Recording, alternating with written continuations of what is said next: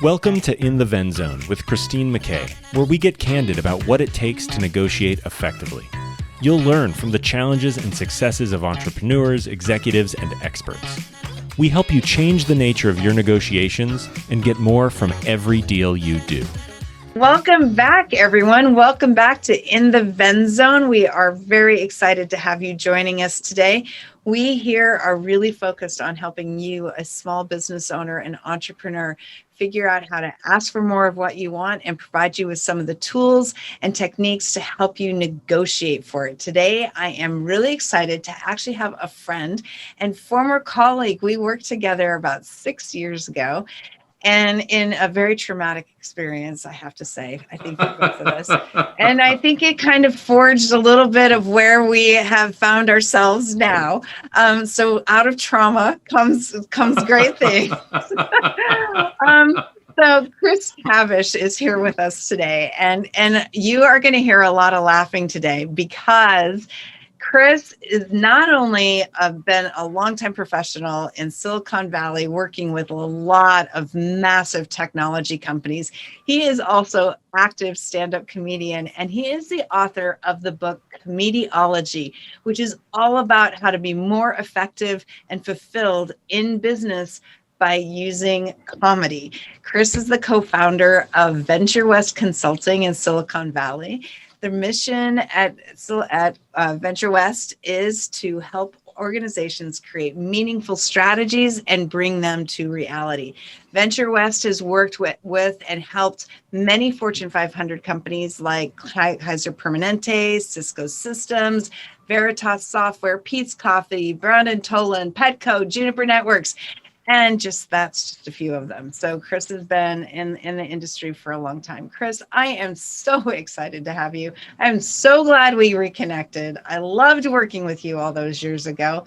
And I'm really excited to see where you have taken your career. And I know that when we first started working together, I think, were just getting into comedy. Or had been in it, but you were just, and to see where you've taken that part of your career and how it's influenced your consulting side, especially working with the technology space, is really awesome. Tell us more about how you ended up on that journey. Well, first off, Christine, thank you for accepting the bribe, having me on the show. I appreciate that. And let's be real. Come on. You were the only one working 6 years ago. I was just trying to stay out of your way and, it was, but actually I wasn't, I'd been doing comedy for a few years. I was coming out of the comedy closet. So you were real gentle with me and thank you for that. But yeah, it has had more of an influence and even, the things that we talked about in especially negotiation and what's super important. I've found that comedy was really helping me in business in addition to just finding joy and building relationships. And so, in the conversations we've had about how this really can influence and be a North Star in terms of helping negotiation, which you wouldn't think so intuitively or left brain. But I think there's a world out there that we're going to co-create, and I'm so excited about it. Oh, I am super excited about it. I mean, one of the things that you are very good at, and I mean, we have a really good mutual friend in Scott Powell, and he and I talk about you, and you just are really good at building relationships. And I think that your background in comedy and your love of comedy and how you don't take yourself so seriously and how you can make fun of the situation and yourself and yet not other people really. It's not about being sarcastic and mean and rude or anything like that. It's about finding joy in things that you use to create relationships. And as you know, and as many of our listeners know, my view of negotiation is that negotiation is nothing more than a conversation about a relationship. Right. And there's no win in relationship, right? A relationship is something we work on together all the time. You are happily married, 3 beautiful kids. I'm happily married, 3 amazing kids. And, I always say that the contract that my husband and I entered into 27 years ago is not entirely the same contract we have today. Right. And because we're not really the same people. But the thing with that is that, comedy actually helped us get through a lot of things, our ability to laugh together and, has strengthened our relationship. So let's tell us about how you see comedy playing in some of the examples that you've seen in your career of late, actually, and how comedy has helped. And I know you've got some big presentations coming up with some big companies and teaching them. So big companies are hiring Chris to come and teach them how to use comedy effectively in their organizations. It's exciting. Thank you, Christine. Well, first off, how could you take this seriously? Come on, just look at me. Well, look what I got to work with, But I think, especially in today, I think there is so much to having a personal relationship that's based on laughter. They did a study where they put people in a box, which sounds pretty good. They put people in a video box. Yeah. And here, Ray, we're going to put you in a box for a couple hours. It's an experiment. Trust me. So these guys were watching videos, and they were watching videos on, some clips were funny. Some clips weren't so funny. And they would patch in other people, like randomly patch in other people who are watching the videos with them. At the end of the video watching, they would say, hey, first off, were you able to breathe in there? Okay. And then second, they were like, what did you think of that? Like, how were which people did you like the best who were watching the video? And hands down, they wanted to be associated. They saw things the same way. They really wanted to spend more time with the people that were laughing with them.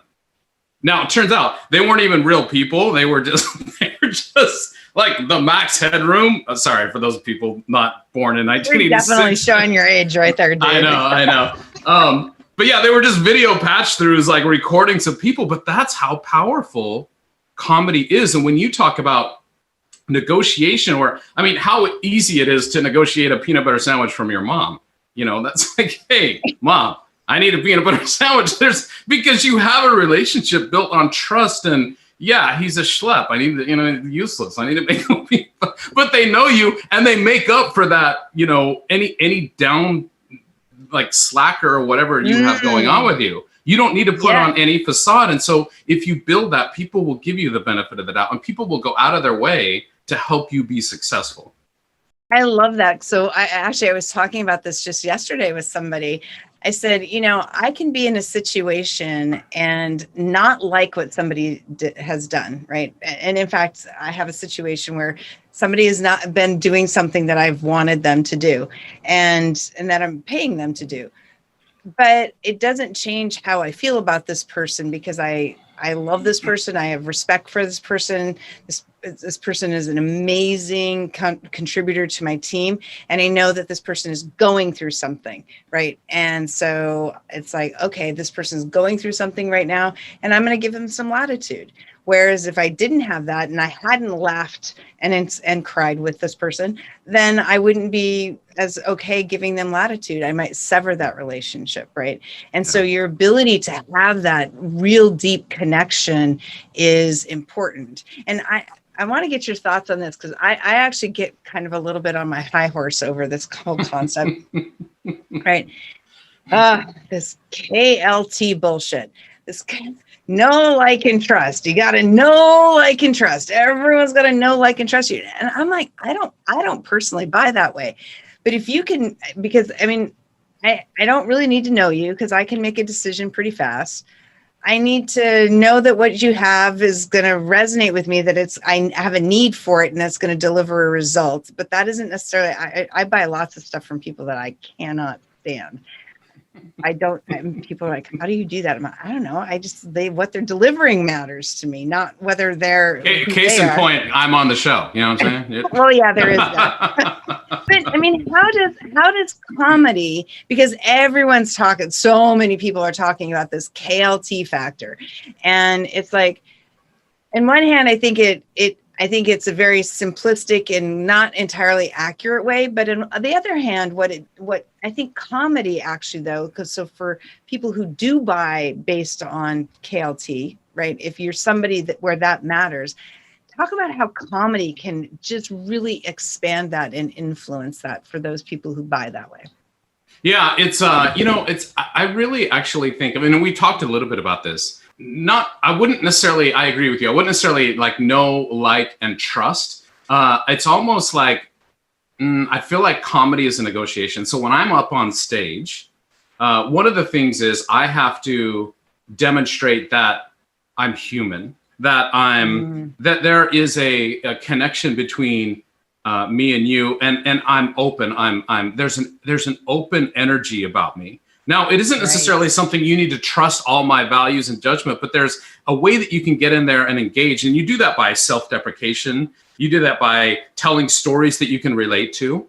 And so that person sort of gets in there and says, hey, there's some energy I can engage with. You know, it's almost like an empathetic energy, for not trying to sound like a guru on the hill, but it's like I can play. It's not this hard and fast rule teacher that this is the way it must be done. There's no way for me to engage there. There's no way for me to come in and play there. And I think that's a big part of it is making that platform. First thing I do when I get up on stage is I say, I want to connect with people and I want to enjoy my time with them. Connect and find joy. And that's it. It's not, what am I going to say? What joke am I going to have? How am I going to structure it? I used to do that. And I've learned from that the meaning of failure. And so having an open basis that you can give people an opportunity to engage. And then I think the other side of the transaction, Christine, is when you talk about trust, I don't necessarily think it's the message of trust that you're going to like what I say. And I think that's the difference. I think the message of trust that it's coming from an authentic place. I think if you can trust that it's authentic and that I'm not getting sugar coated. I'm not, calling you sport. I'm actually like, this is what's really inside of me. And you can connect with that. That is the bond, I guess, that's built. I agree. I would describe it a little bit differently as well. And I think you're spot on. It's almost like an open energy, one that is not taken too seriously, you can play. And the other one is whatever I just said that I forgot. That was a really good point. Well, I mean, one of the things that so we were just talking about kind of my Ven Masters program, which we're getting ready to launch, which I want to include a segment on that with respect to comedy, because comedy is a negotiation, right? And, when you're on stage, who's the most important part of that interaction? You or the audience, right? And it's the audience, right? Oh, that's a good note. Let me write that down. Yeah. Absolutely. Right? Know thy audience is a number one. Yeah. Right. Building a relationship with an audience. Yeah. So the thing is negotiation, right? How many times have we walked into a negotiation and we think we know, that's important. We think we know what we want, and we think we know how important those things are. And we have no freaking clue about the other guy. We have not spent a nanosecond of time trying to figure out what's important to my counterpart. How do I make my counterpart successful? I mean, as a comedian, you're focusing on how do I make sure my audience has this awesome experience where they're laughing, they laugh so hard, they cry, their stomachs hurts, their side hurts, How do I engage with them? Yet in negotiation, so often people don't think about that. They get so myopically focused on what it is that they want that they just don't pay attention to their counterpart.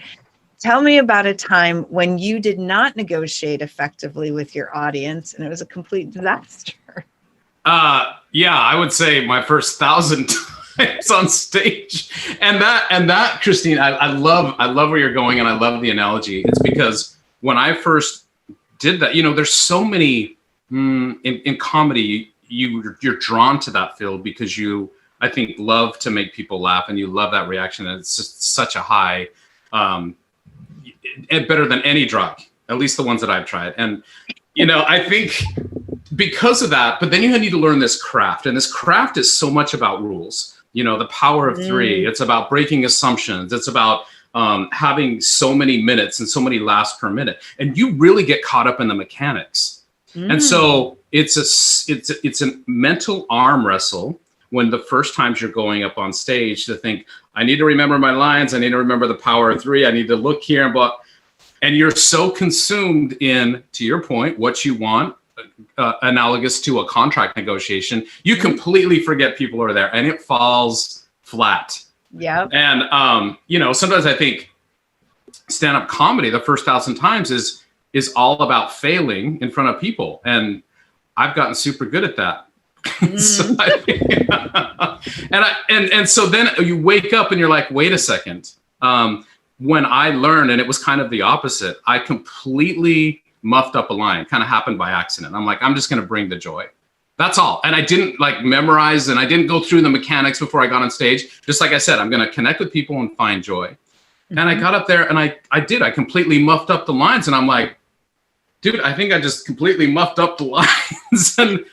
And there was such a profound sense of joy and people connecting with me that I'm like, oh my God, this is the magic of comedy. This work, we really have a relationship and they're with me and they want me to succeed and I love them and they love me back. And it's not about the material. It is about the relationship. And the same thing, I think what you're saying from a contractual negotiation perspective, it's about the relationship, because what is a contract?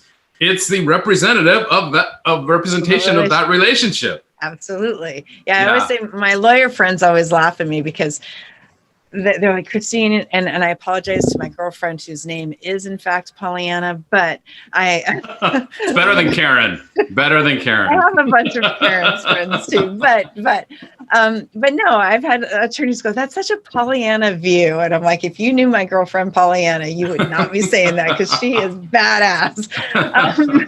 But it's like, a contract is a hopeful document.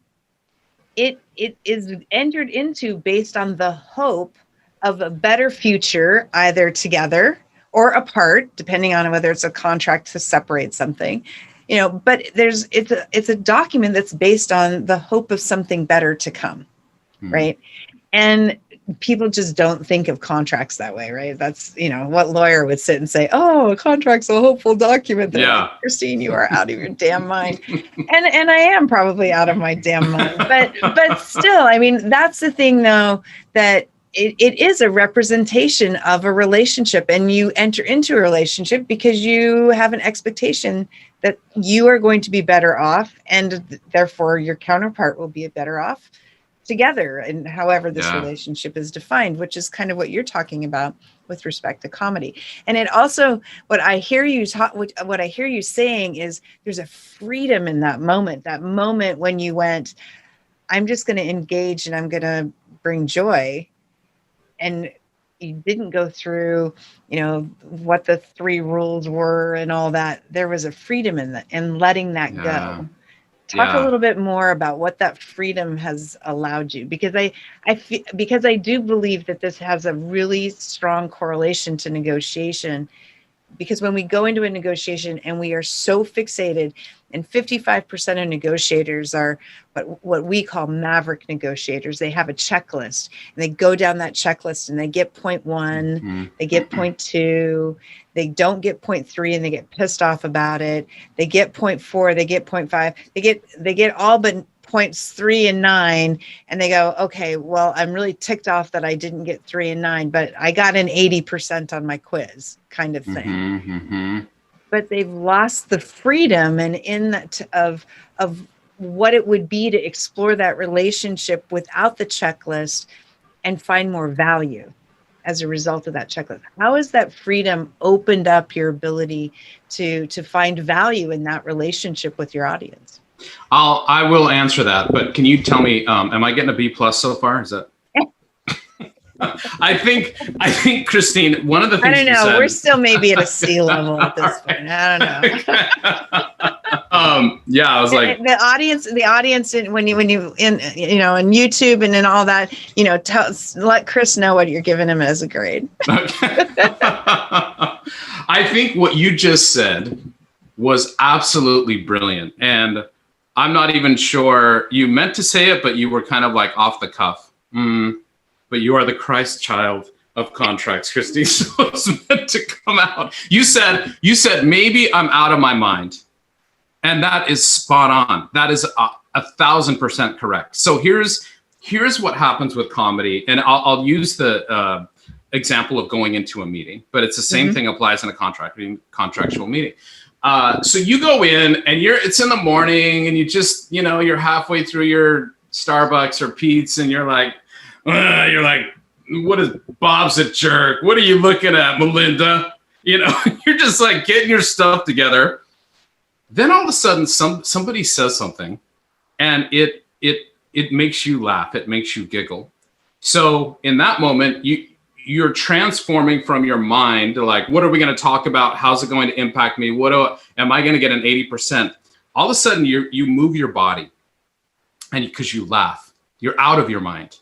And all of a sudden you feel lighter and you feel like your soul actually has another place to live than in your cerebral cortex.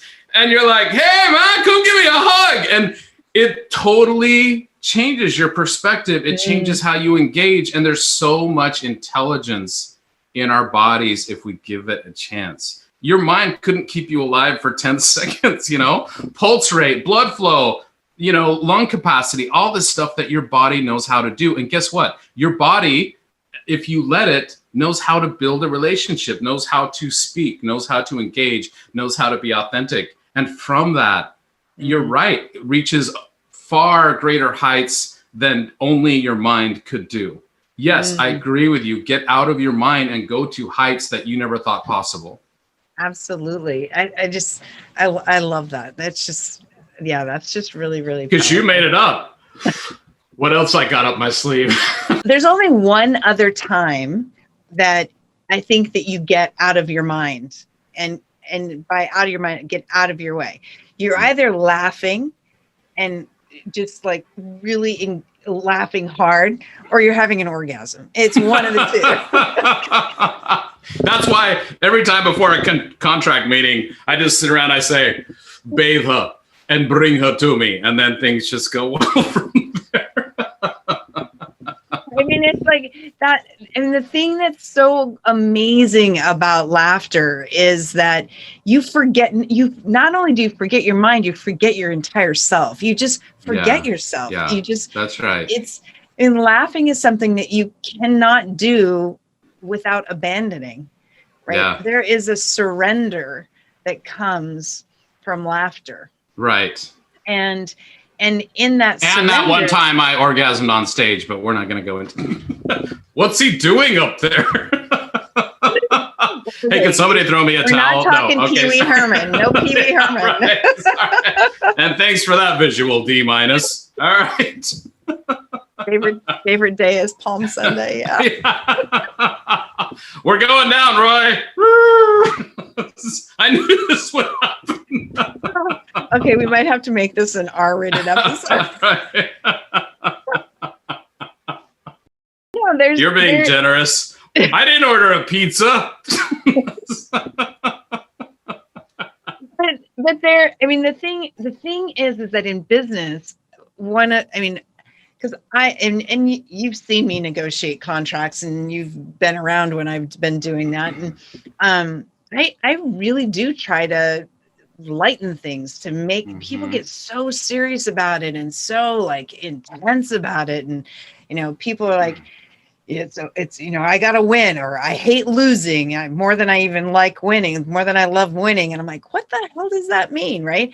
And it's like I gotta conquer these guys. I gotta know that I walked away with the best possible deal, and these guys didn't get anything, and that I got everything, and it's created this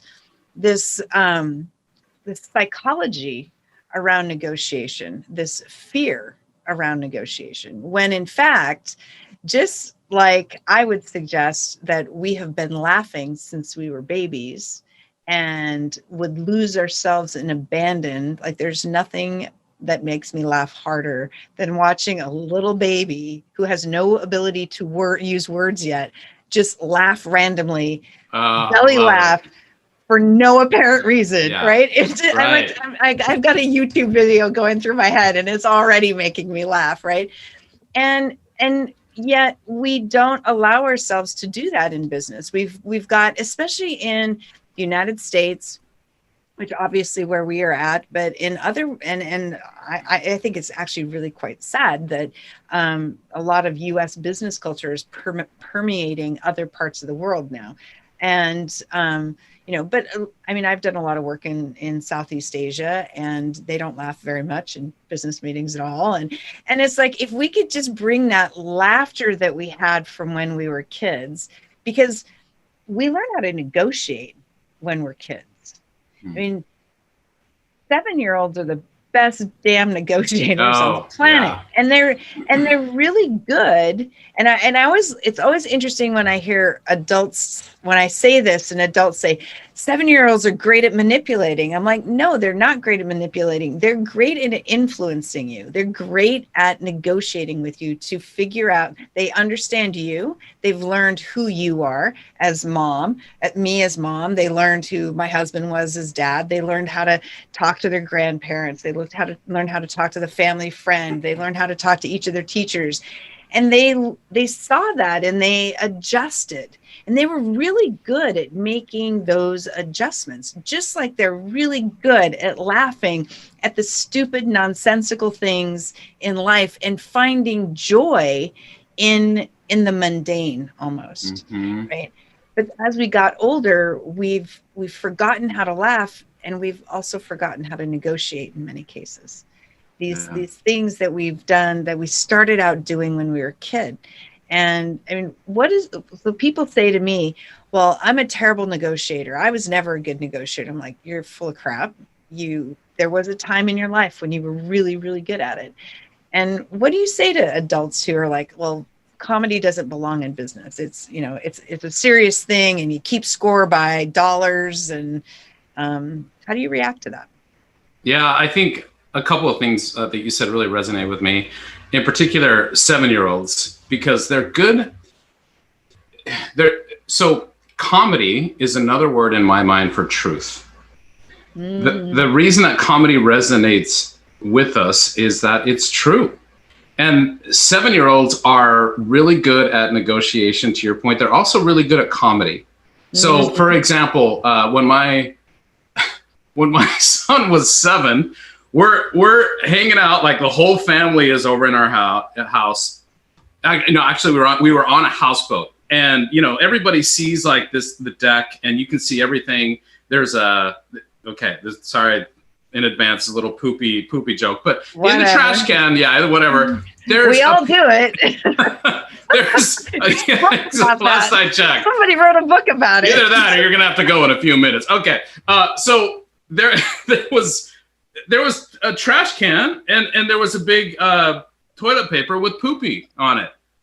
And I'm like, dude, are you wiping and then putting it in the trash can? And he looks at me, whole family is around, Christine. He looks at me and he goes, don't blame me. I don't even use toilet paper. What have you gone digital? What is, and the thing is, it was totally a true statement. He's just like, my family is like, great, son-in-law, nice to see you're raising such a successful family. But he doesn't care. It's the truth. Yeah, it is the truth. And we love it. We respect it. We react to it. We laugh at it. And, a lot of people say, just like you, I'm not a good negotiator. They say I could never be a comedian. I'm like, well, here's an exercise. Listen, observe, and speak truth, and watch what happens. Like it's so funny. Like we could just literally let just for your listeners, because I think it's the same thing in negotiation. If something it comes up, you just speak it. It's true. Like, okay, let's just speak. And I will. Okay, so Christine, let's see. I'm looking at your Venn negotiation in the back, and I always wondered why Ben needs two N's. Maybe that's just me. It's like, what? It was the guy's name, man. Yeah. You sucked at math, right? Right. Otherwise, just still a joke that I've heard before. We'd pronounce it something like Ven. Would you like? I mean, you can't help but observing and speaking and it just coming out as funny or getting to the truth of what you want. But people are so caught up in the next step and the next thing just to slow down, observe, and speak truth. And my guess is it would be as impactful in negotiation as it is in comedy.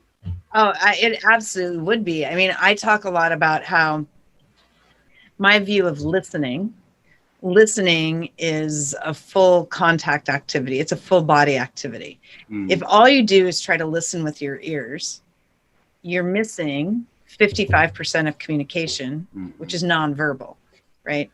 So you have to listen with your eyes. You have to listen with your touch, how somebody shakes your hand or how that initial interaction matters. You have to listen with their sense of smell. Just, somebody, what is somebody wearing or not wearing perfume or cologne say about a person? What is that person communicating, right?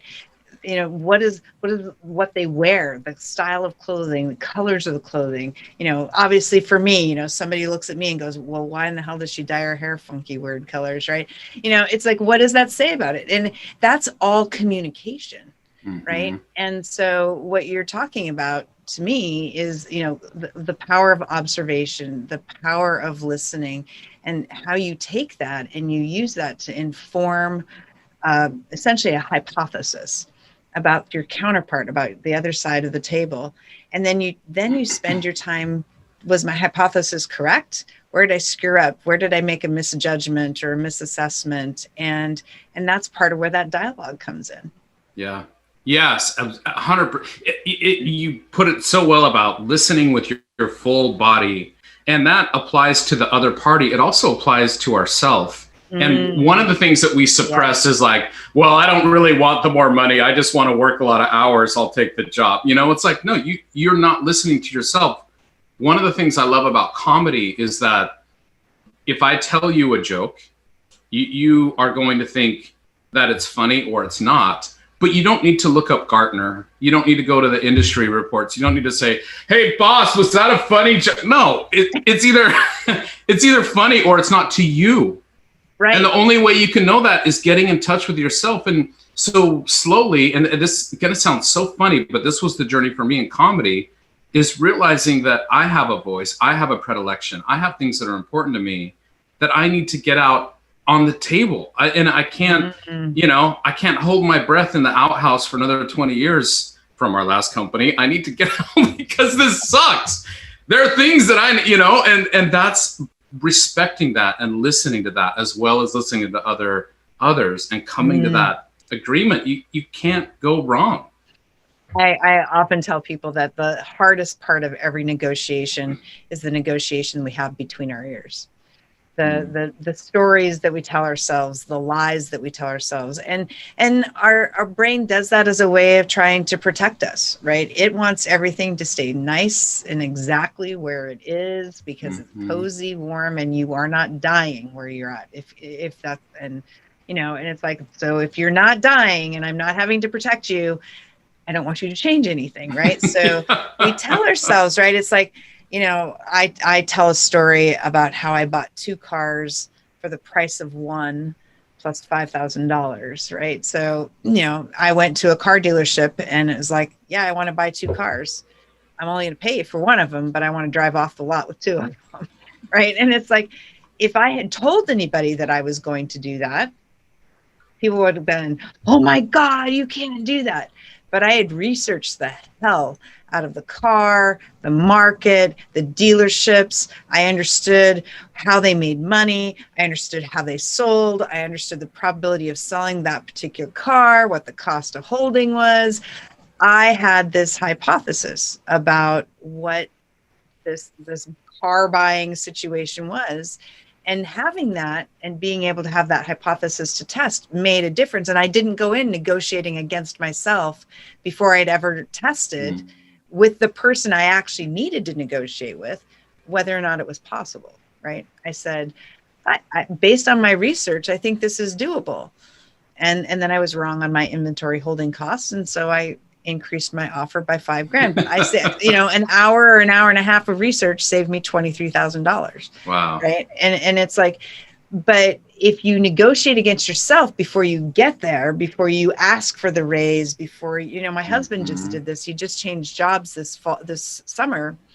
And he's like, he had taken a job hit or taken a job a decade ago when the economy was not in a good place. He'd been unemployed for a number of months. He was freaking out, but he got a job offer with his dream company. So he was willing to take a massive haircut in salary, which he never made up over 10 years. And it ate at him. It bothered him. But it was a monumental increase. He took a $60,000 pay cut and he never made it up. So when he's decided to start looking for a new job, he's like, this is the salary I want, but no one's going to pay me that. It's too big. And I was like, well, as long as you keep telling yourself that, you're negotiating against yourself already. Stop doing that.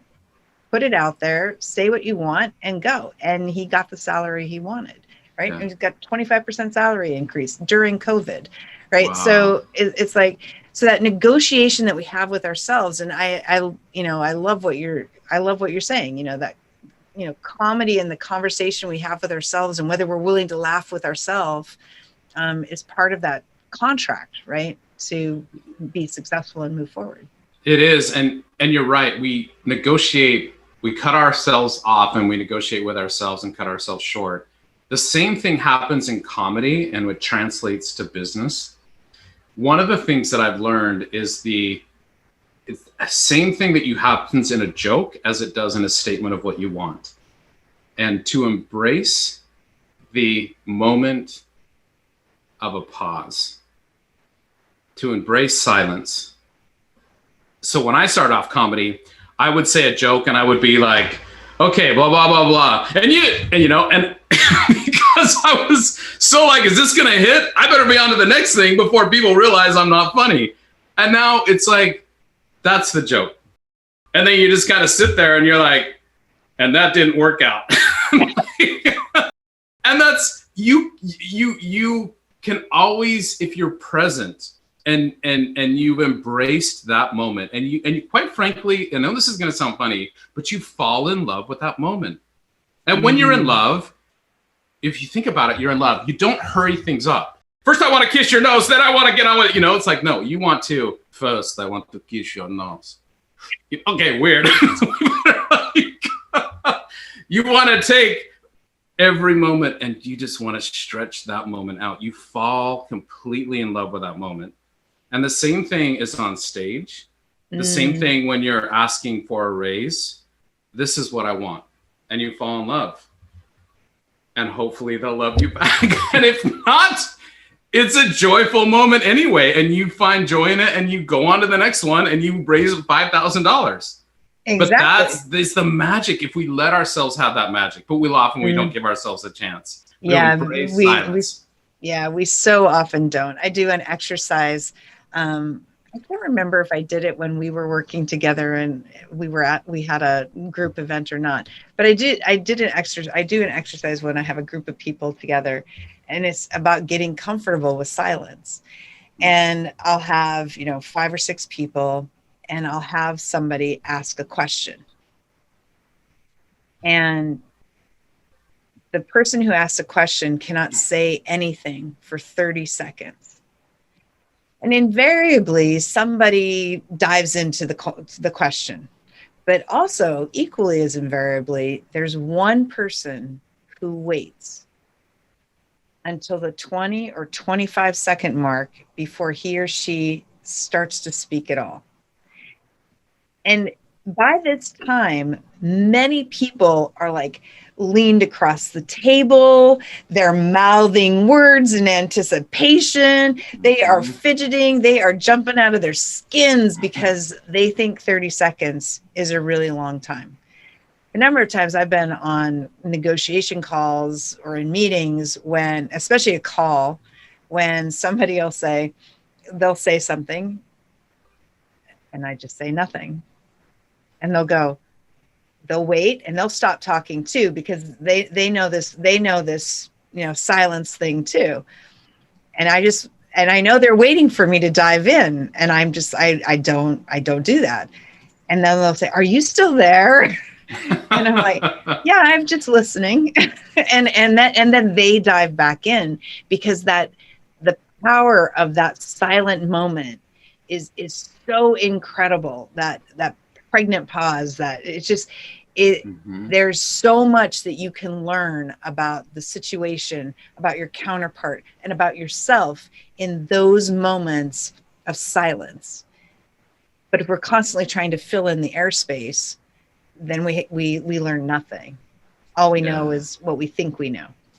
Absolutely. And I totally agree, Christine. And one of the things that I've learned from negotiation and comedy is, so with negotiation, it just ask an open-ended question.